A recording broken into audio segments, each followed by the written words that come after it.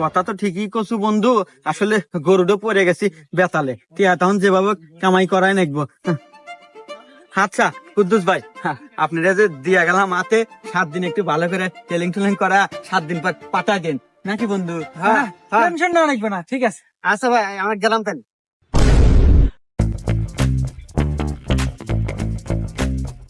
কিরে বন্ধু, কি হরি খবরে? আরে বন্ধু লোকেশন খুঁজতেছি, আজকে তোর ভাবি আসবে না, 7 দিন পার হয়ে গেছে, ভিডিও বানামু। ও যাক বন্ধু, তাহলে তো আমরা বাইরে লয়ে গেলাম না? কি কর শুধু ভাইরাল কে?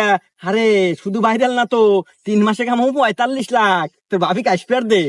যাক বন্ধু, অবশেষে আমাদের স্বপ্ন পূরণ, সাকসেসফুল আমরা। সাকসেসফুল।